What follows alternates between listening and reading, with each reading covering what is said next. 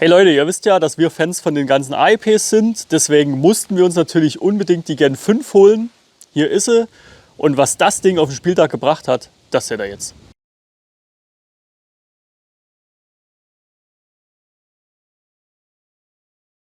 So Leute, kommen wir zum Lieferumfang. Das Ganze wird natürlich wie üblich hier in der Kiste geliefert. Diesmal steht hier Pistol und nicht Pistet. Das ist schon mal super. Machen wir das Ganze auf. Da haben wir hier eine kleine Information zum Akku, zum Laden und so. Dann haben wir hier so eine kleine Manual Instruction. Die Begani Schussstatistik wie üblich. Und das war es erstmal an Zetteln. So, dann haben wir hier die CM127 an sich mit Magazin, Laufreinigungsstab, Kugeln, die ja, vermutlich niemand brauchen wird, den Mini-Imbus, der auch bei allen dabei ist, ein 11.1er AMAX, das passende Ladegerät dazu und ein Speedloader. Und die Speedloader sind auch relativ gut. Also ich habe davon noch einige in Gebrauch. Bis jetzt ist tatsächlich noch keiner kaputt gegangen. So viel zum Lieferumfang. Ersteindruck und Verarbeitung. Er nimmt die Pistole raus und das Ding ist echt schwer. Also ihr kriegt es mit, es ist richtig, richtig heavy. Ich habe ja die Northridge SSE 18. Die ist ja super, super leicht. Das Ding ist richtig heavy. Also ist aber kein Negativpunkt. Also ich finde es sehr, sehr angenehm, dass die so schwer ist. Das wirkt echt robust, das Teil. Das wird sich natürlich jetzt über die Jahre zeigen, wie robust das Ganze ist. Aber generell sind ja die Zyma-Waffen auch sehr, sehr langlebig und so. Deswegen, wenn du hier den Schlitten abnimmst, das ist ein ganz schöner Block. Also das ist nie irgendwie super dünnwandig oder so, dass man hier Angst haben muss, dass hier irgendwas wegbricht. Also, erster Eindruck ist top. Generell von den Zyma-Waffen ja generell super. Aber bei der muss ich sagen, bei der 127, das ist schon heavy. Als nächstes werden euch diese kleinen Plastikstege hier drin auffallen. Die sind ziemlich geil. Ist natürlich jetzt vermutlich kein echtes Fieber, wie das jetzt bei einer echten Waffe der Fall wäre. Ist aber für den Preis auch überhaupt nicht zu verlangen. Aber das sieht sehr, sehr gut aus. Des Weiteren habt ihr hier schon Gewinde für Red Dots. 2 verschiedene Lochabstände habt ihr hier. Und was ganz, ganz wichtig ist, vorne habt ihr schon ein Gewinde für Tracer und Challis und so. Das ist ziemlich geil. Also damit ist das Ding quasi der Northridge schon überlegen. Also je nachdem, auf was man so steht. Aber prinzipiell, ihr habt jetzt die Gewinde hier schon drauf. Ihr habt hier das Gewinde. Bei der Northridge braucht ihr nochmal einen extra Adapter. Könnt dann nur das Northridge Red Dot drauf bauen. Ich habe den Adapter da, habe irgendein anderes Red Dot. Passt natürlich nicht. War ja absehbar. Im Inneren hat Begani auch einiges verbaut. Das ist ja die Gen 5. Die SSE, mit der man das jetzt so vermutlich am besten vergleichen könnte, das Ganze. Das ist ja die Gen 3 quasi. Was jetzt die Gen 4 ist, da konnten wir jetzt nicht so richtig rausfinden, wo da jetzt der Unterschied ist, was da jetzt eine Gen 4 sein sollte. Auf alle Fälle habt ihr hier einen Core drin, Begani Core. Und einen 11.1er habt ihr direkt dazu. Das ist schon mal super geil. Dann habt ihr die Begani Hop-Up Unit für die AEPs und in Hop-Up Gummi für AEPs. Das ist super. Also das Ding schießt doch sehr, sehr gut. Aber dazu kommen wir ja später. Das Ganze hat dann natürlich auch seinen Preis. Also das Setup, so wie es ist, 179 Euro. Das ist natürlich mächtig, aber Begani hat wie gesagt einiges hier drin gemacht. So, kommen wir zu den Details und den Markings. Wir fangen wieder ganz vorne an der Mündung an. Hier haben wir ein 14 mm Counterclockwise Gewinde drauf, um eben Tracer und Challis und sowas aufzuschrauben. Das ist auf alle Fälle richtig, richtig geil. Und was hier ganz, ganz wichtig ist, das Ganze ist quasi mit dem Schlitten verbunden. Das bedeutet, wenn ihr den Schlitten abmacht, müsst ihr den Challi nicht runterschrauben. Das ist ziemlich genial, weil das natürlich extrem viel Arbeit spart. Dann haben wir hier das Korn. Das ist wie gesagt mit so einem Lichtsammler. Das ist ziemlich nice. Das sieht echt geil aus. Ja, wird seinen Zweck erfüllen. Großartig über Kimme und Korn zu zielen ist ja bei Airsoft jetzt eh nie da. So, mal ehrlich. Dann haben wir diese Bohrung, die gibt es ja bei sehr, sehr vielen CM-Waffen. Und dann quasi hier diese kleine Plasteabdeckung über dem Lauf hier. Das sieht ziemlich nice aus. Weiter hinten haben wir ganz, ganz wichtig die Bohrungen für die Red Dots. Gibt es eben 2 verschiedene Arten. Ich hätte jetzt zum Beispiel die hier. Habt ihr quasi beim Intro gesehen, da ist das Red Dot drauf. Ich bräuchte zum Beispiel die hier. Hinten die Kimme. Genauso wieder die Lichtsammler. Sieht nice aus. Erfüllt seinen Zweck. Auf der Seite von der Pistole haben wir dann noch ganz wie üblich den Sicherungshebel hier. Mir gefällt der ehrlich gesagt nie so richtig gut, weil man kommt so schlecht hin irgendwie. Ja, ist halt wie bei allen. Auf der Seite haben wir dann den Hebel für Semi und Auto. Oben ist Semi, unten ist Auto, wie üblich. Also es ist wie bei jeder anderen CM. Und hier haben wir die Besonderheit, dass wir durch das Core haben wir bei Auto, wenn wir einmal kurz abdrücken, haben wir in 3 Schuss Burst. Das ist ziemlich nice. Habe ich jetzt bei meinem Spieltag nie so oft gebraucht oder so, aber an sich ist es schon eine schöne Sache. Hier hinten ist wie üblich der Knopf, um den Schlitten abzumachen. Ja, der funktioniert, wie er soll. Also Zyma macht das ja Uni erst seit gestern, diese Waffen bauen. Deswegen funktioniert das natürlich alles. Dann haben wir hier natürlich den Knopf fürs Magazin. Und ja, allzu viel ist jetzt hier dazu nicht zu sagen. Es ist halt eine ganz normale CM 127. Hier unten ist noch eine kleine Rail dran. Das war es dann eigentlich schon. Kommen wir zu den Markings. Da haben wir jetzt nicht allzu viel. Wir haben hier unten diesen super hässlichen Aufkleber, den ich bis jetzt bei jeder, die ich habe, entfernt habe. Dann haben wir hier ein Made in China. Kann man nicht erkennen, aber es ist da. Ja, jetzt. Dann haben wir hier Begadi unter 0,5 Joule und Gen 5 stehen. Auf der Seite steht oben Semi, unten halt Auto, damit man auch weiß, was man eingestellt hat. Und auf der Seite haben wir dann nochmal hier Safe und Fire. Das war es dann eigentlich auch schon direkt mit den Markings. Was mir jetzt direkt noch so auffällt, es knarzt hier unten ein bisschen. Das haben wir ja bei der SSE 18 auf alle Fälle. Das war auf alle Fälle sehr, sehr schlecht bei der. Es knarzt hier auch ein bisschen, aber nicht so arg. Es fühlt sich auch an, als wäre das alles ein bisschen stärker hier. Als wären hier die Wandstärken ein bisschen mehr. Ob das jetzt so ist, kann ich jetzt schlecht nachprüfen. Es fühlt sich aber auf alle Fälle so an. Wie gesagt, es knarzt ein bisschen, vielleicht hört ihr es. Aber nicht so extrem. So, das soll es zu den Details und den Markings gewesen sein. So, kommen wir zu den Magazinen. Haben wir hier diese üblichen 29 Schuss Magazine, die quasi von der CM 030 sind. Die haben ja einige Modelle von Zyma mittlerweile. Und das kostet 13,50 € bei Begadi. Natürlich passen hier auch diese High Caps, diese Kunststoffmagazine mit ca. 90 Schuss oder was da drin sind. Die kosten 12,90 €. Sonst gibt es jetzt zu den Magazinen nie allzu viel zu sagen. Also wir haben ja auch schon 2 Videos über diese AEPs gemacht. Da ist wahrscheinlich alles gesagt worden, was es zu sagen gibt. Guckt dort gerne mal rein. Ist unten verlinkt für beide Videos. Und die funktionieren, die machen das, was sie sollen. Sind natürlich bei der ROF, die diese Waffe hat, sind die natürlich sehr, sehr schnell alle. Ich spiele trotzdem lieber mit den kurzen als mit diesen langen Extended Magazinen. Kommen wir zu den Anbauteilen und den Holstern. Anbauteile, wie ihr seht, ihr habt ja hier vorne das Gewinde und hier oben die Gewinde. Ihr könnt quasi diese günstigen Microdots, die es überall gibt, hat zum Beispiel Begadi auch selber auch im Angebot, könnt ihr quasi hier drauf schrauben. Ist alles schon vorbereitet. Hier müsst ihr natürlich aufpassen, dass ihr die nicht super, super fest dreht. Also wenn ihr natürlich anknüppelt die Dinger, dann ist es wahrscheinlich sofort das Gewinde raus und das war's dann. Dann könnt ihr euch Neues reinschneiden und andere Schrauben besorgen. Genau. Sieht auf alle Fälle super geil aus. Ich habe das auch so gespielt, eben auch mit dem Tracer. Natürlich bei der ROF, das ist natürlich super geil.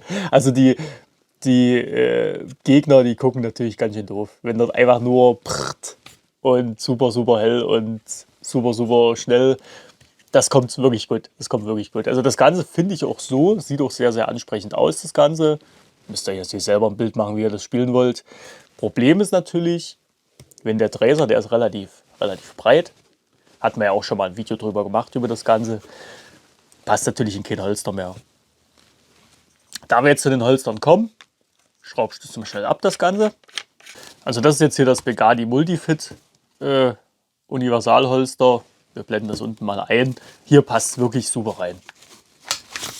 Also ist, wie gesagt, der Gürtel hier, der stört ein bisschen. Geht rein, geht raus. Super. So muss es sein. Ärgerlich bei den Holstern ist, dass der Schlitten ein bisschen breiter, ein bisschen höher ist. Eben dieser Metallschlitten, und deswegen passen die normalen 127 Holster leider nicht. Das ist ärgerlich, falls ihr quasi schon so ein Ding da habt und euch einfach dachtet, ihr upgradet das Ganze ein bisschen. Das geht leider nicht. Dann gibt es noch bei Begadi diverse Motorplatten hier unten quasi.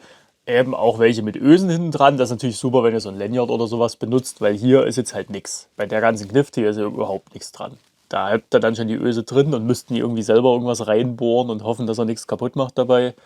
Genau. Da haben wir jetzt leider nichts da, deswegen können wir es nicht ranbauen. Aber meiner Meinung nach reicht das auch so schon vollkommen zu. Sieht einfach gut aus. So, kommen wir zum Akku. Werden wir uns nie allzu lange aufhalten. Das ist quasi das gleiche mit dem Laden. Ihr habt hier das Ladegerät, das übliche, jetzt natürlich für einen 11.1er. Einfach an den Balancer anstecken, irgendwo an die Powerbank oder wo auch immer. Und dann circa in einer halben Stunde ist das Ganze voll. Das Besondere jetzt hier ist, dass ihr hier einen 11.1er habt und dass die Waffe auch damit klarkommt. Das war bei den alten nicht so, da hat es immer einen 7.4er dabei. 7.4er kann man benutzen, da muss man aber das Precocking aktivieren. Erkläre ich euch mal ganz, ganz schnell, wie das geht. Ihr trennt quasi den Akku, wenn ihr den jetzt schon angesteckt habt. Dann steckt dann wieder ein und drückt innerhalb von 3 Sekunden kurz den Abzug. Ist das Ganze drin, dann könnt ihr das Ganze auch mit dem 7.4er spielen. Der Vorteil davon ist, dass die Feder dann vorgespannt ist und das Ansprechverhalten dann einfach besser wird bei dem 7.4er dann. Ja, das soll es zum Akku gewesen sein. Wie gesagt, wir haben schon mal 2 Videos drüber gemacht, über diese Syma AEPs. Wenn ihr jetzt mehr wissen wollt, dann guckt euch einfach die Videos an. Da ist alles nochmal ein bisschen ausführlicher erklärt. So, kommen wir zum Ansprechverhalten von dem Ganzen. Akku haben wir reingelegt und gehen wir mal auf Fire. Jetzt haben wir Vollauto drin. Die ROV ist natürlich super. Also das habt ihr ja schon beim Chrono gesehen, die ROV. Ja, natürlich übelst geil. Und wenn ihr jetzt quasi ganz schnell abdrückt, dann habt ihr sozusagen das Burst. Ich muss sagen, das ist mir beim Spieltag tatsächlich gar nicht aufgefallen, wann ich jetzt Burst geschossen habe und wann ich Vollauto geschossen habe. Weil die ROV einfach so schnell ist und wenn man natürlich in der Bewegung und so, dann kann man sich jetzt nicht unbedingt immer nur darauf konzentrieren, wie schießt jetzt die Waffe. Und prinzipiell hat es da jetzt auch nicht unbedingt immer den Unterschied gemacht, ob jetzt 4 Kugeln rausgekommen sind oder 3. Aber es ist trotzdem cool, dass es das quasi gibt. Genau, machen wir das Ganze mal auf Semi. Ihr habt so circa, naja, in der letzten Hälfte könnte man sagen, schlägt das Ganze dann ab.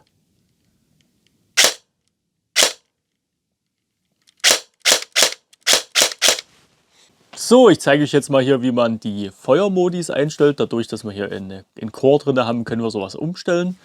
Ihr habt hier den Mikroswitch, das ist quasi das, was der Hebel dann hier betätigt, um Vollauto oder Semi zu schießen. Hier kann man mit dem Finger runterdrücken oder Begadi schreibt rein, dass man auch eine BB drauflegen kann, quasi, reindrücken kann, um diesen Schalter zu betätigen. Dann steckt ihr einen Akku an. Betätigt den Abzug innerhalb von 3 Sekunden und dann laufen die Modis durch. War zum Beispiel die 1, die 2, die 3 und die 4. Wenn ich jetzt Modi 4 haben will, dann drücke ich da quasi ab, wenn der Modi 4 läuft. Die 1 ist quasi Semi-Burst-Vollauto, die 2 ist Semi-Vollauto, die 3 ist Semi-Burst und die 4 ist Semi-Semi, egal was ihr hier quasi einstellt, ist es immer Semi-Semi. Wir können das Ganze jetzt quasi nochmal machen. Wie gesagt, wir stecken das Ganze an.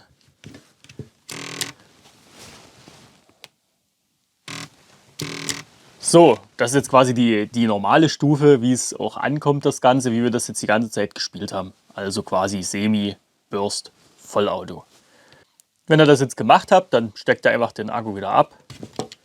Entfernt hier drin die BB oder wenn ihr einen Finger drauf gedrückt habt, dann lasst einfach los. Könnt ihr einfach den Akku wieder anstecken und weiter geht's. So, kommen wir zum Hop-Up. Hier hat ja jetzt Begadi seine eigene Hop-Up-Kammer quasi eingebaut mit dem eigenen Gummi. Lässt sich hier extrem feinfühlig einstellen über das Rad. Teilweise zu feinfühlig. Also teilweise ist das eine Millimeterarbeit hier, wenn überhaupt Millimeterarbeit, das Ganze hier richtig einzustellen. Aber die Schussleistung ist natürlich super. Was wir bei unserer Waffe als Problem hatten, und zwar diese Schraube hier, die guckt scheinbar ein ganz kleines bisschen zu weit raus.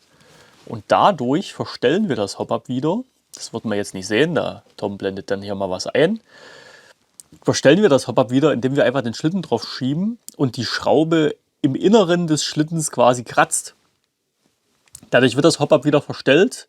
Du baust das Ganze wieder auseinander und fängst wieder an. Das ist sehr, sehr ärgerlich.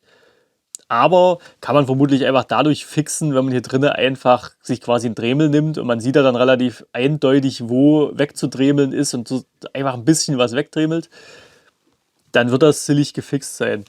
Das Problem habe ich jetzt auch noch nirgendwo anders gehört irgendwie. Vielleicht ist das jetzt auch bloß bei unserem Modell so. Nein. Falls jetzt ein paar Superschlau um die Ecke kommen und sagen, ja, schraubt doch einfach die Schraube weiter rein. Das haben wir ausprobiert. Das hat nicht unbedingt den Effekt gebracht. Eine ganz, ganz leichte Veränderung, aber keine richtige. Hier drunter der Gummi, der hier ist, der ist auch gefettet. Das ist vielleicht ein bisschen zu viel. Da müsste man vielleicht ein bisschen Fett abtragen. Denn ich habe diese Hop-Up-Unit bei meiner Northridge eingebaut und da geht das Rad auch nicht so einfach hier. Da läuft das nicht so flutschig. Lässt sich quasi ein bisschen schwieriger einstellen und dadurch verstellt sich das Ganze auch nicht. Natürlich kratzt auch die Schraube nicht bei mir im Schlitten. Aber wenn man vielleicht das Fett dort ein bisschen wegnimmt, hat man vielleicht das Problem auch nicht mehr unbedingt. Aber wenn das Ganze dann eingestellt ist, ist die Hop-Up-Leistung top. Wir haben das Ganze getestet mit 0,20ern, mit 0,25ern und ich auf dem Spieltag mit 0,30ern. So, kommen wir jetzt zum Schusstest und zum Chrono.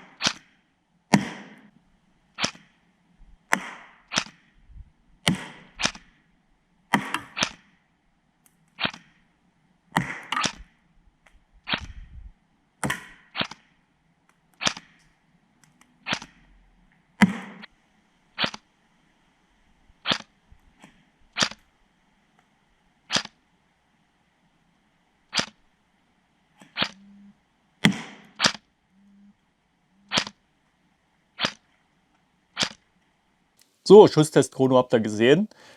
Auf 40 Meter ist dann im Einzelschuss relativ schwierig zu treffen, wie ihr gesehen habt. Aber da man das Ding ja vermutlich nie Einzelschuss spielt, außer das Spielfeld will das unbedingt so, dann macht Burst rein, mal kurz irgendwie oder halt Vollauto und irgendeine von diesen ganzen Kugeln von der Wand, die ihr da an Kugeln aufgebaut habt, die wird da schon treffen.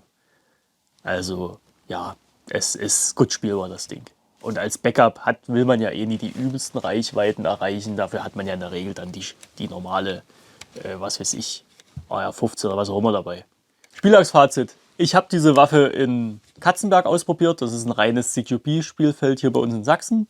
Und halt also nur Gebäude, relativ kurze Distanzen. Ey, so geil.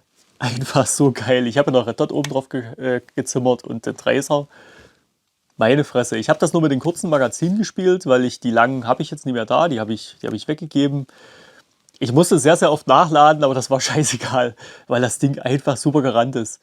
Das hat die Kugeln rausgeworfen. Also gerade für solche Spielfelder, eben CQB irgendwie alles relativ clean und irgendwie, das Ding ist so geil. Ich habe irgendwann einfach meine ICS an die Seite gestellt und habe dann nur noch die hier mitgenommen. Weil das Ding einfach so geil ist. Das Hop-Up immer eingestellt gehabt, eben auf die 030er, die ich an dem Tag mit hatte. Einfach geil. Also das Ding hat so viel Spaß gemacht. Ich hatte meine Nofridge mit dabei. Die hat natürlich auch extrem viel Spaß gemacht. Da muss man jetzt wirklich abwägen, ist es diese Mehrkosten wert? Ist es eben die Mehrkosten wert? Weil das ist schon ganz schön krass. Also die Nofridge hat 100 € gekostet. Wissen die, was sie jetzt kostet? Werden wir mal unten einblenden, was die jetzt kostet. Vielleicht ist sie gleich geblieben. Die ist da gleich mal 80 € mehr. Das ist schon mächtig. Aber meine Fresse, das Ding war richtig, richtig geil. Also wenn man jetzt nur Halle oder Speedsoft oder so spielt, dann wäre natürlich irgendwie ein Trommelmagazin oder irgendwas sinnvoller. Also abgesehen von diesem komischen 90er Schuss Highcap, weil man natürlich nur am Nachladen ist. Weil die ROF ist einfach mächtig gewaltig. Gibt es jetzt leider nie. Vielleicht kommt sie mal irgendwann auf den Trichter, sowas mal herzustellen. Ich persönlich fände es jetzt nie sonderlich schön. Ich bin da jetzt kein Fan von. Aber vom reinen Spielen her wäre es mit Sicherheit sinnvoll. Kommen wir zum Fazit. Positiv ist die Verarbeitung, die ist wie immer top bei den Zyma-Waffen. Dann das Core, das ist einfach richtig, richtig geil, gerade mit den verschiedenen Feuermodis und so. Das Hop-Up ist gut. Viele Anbauteile möglich, ohne dass man sich noch irgendwas extra dazu kaufen muss, sondern einfach Schalldämpfer nehmen, ranschrauben, fertig. Dass der 11.1er schon im Lieferumfang enthalten ist und generell auch einfach der Lieferumfang. Also man kauft sich diese Waffe, hat den Akku dabei, hat das Ladegerät dabei, Speedloader, bräuchte quasi nur noch eine Schutzbrille, die Schutzausrüstung und ein paar richtige Kugeln und dann geht's quasi los. Neutral. Das Hop-Up einstellen war ein bisschen fricklig bei uns. Kann sein, dass es bei anderen nicht so ist. Deswegen ist es ein Neutralpunkt, kein Negativpunkt. Es war ja trotzdem machbar für uns, aber ein bisschen nervig das Ganze. Der Preis, er ist ganz schön hoch angesichts der aktuellen Wirtschaftslage, vermutlich aber gerechtfertigt und die Teile, die da verbaut wurden, sind ja gut. Die kosten ja auch Geld. Also irgendwo muss es ja herkommen, das Ganze. Deswegen ist der Preis ein Neutralpunkt. Es sieht schon ganz schön krass aus für eine AEP, der Preis. Negativpunkte haben wir keine. Das Ding ist einfach zu gut. Wie es so da liegt, einfach zu gut. Leute, das Ding ist der Fick. Habt ihr jetzt in dem Video gesehen? Das Teil ist wirklich super. Also wenn ihr ohne diese ROF nie leben könnt, die dieses Ding habt, kommt ihr zur Zeit an der hier einfach nie vorbei. Weil es halt einfach zur Zeit Stock die beste AEP, die es gibt auf dem Markt. Einfach genial. Wirklich hat Begadi einfach einen super Job gemacht an dem Ding. Falls ihr die 180 ein bisschen zu krass findet als Preis und ohne diese ROF und so leben könnt, dann wird euch die Gen 3 vollkommen zureichen. Das sind super Waffen, also da gibt es nichts dran zu meckern. Aber wenn ihr halt unbedingt dieses bisschen mehr haben wollt, ist das eure Wahl. Na dann bis zum nächsten Mal. Macht's gut, ciao. Hier ist natürlich das Schöne und die Besonderheit, dass wir hier direkt den 11.1er AMAX dabei haben. Das ist der Akku, auf den wir bei den anderen Waffen immer verwiesen haben, dass ihr euch den am besten besorgt, weil der besser ist. Bei den alten gab es ja die 7.4er drin. Was? Es gab noch nie einen 11.1er von der AEP. Hä, aber warum habe ich denn da? Was habe ich denn da? Und dann AMAX auch mit 7.4. Ich habe einen 7.4er? Ja, du hast einen 7.4er. Ich habe keinen 11.1er? Warum das Ding 23 Schuss raushaut? Na, aber wieso behalte ich ihn dann nicht gleich denn? Weil das deine Waffe wahrscheinlich komplett schrotten würde, gehe ich mal davon aus. Labert er nicht? Ach so, ich habe keinen 11.1er? Nein, du hast einen Ich dachte, ich bin wirklich davon ausgegangen, dass ich einen 11.1er Das ist habe. ja die Besonderheit, dass das Ding jetzt einen 11.1er Akku hat. Und das auch kann. Und das auch kann. Bist du wirklich ganz sicher? Also Ja. du hast mir den Akku besorgt, also eigentlich musst du es wissen. Nee, ist wirklich so. Was man noch sagen könnte ist... Jetzt geht's los.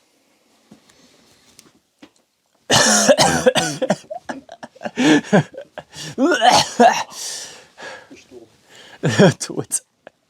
Mitten im Niemandsland hier. Hier willst du nicht tot über den Zaun hängen. Ey, geht's ruhig.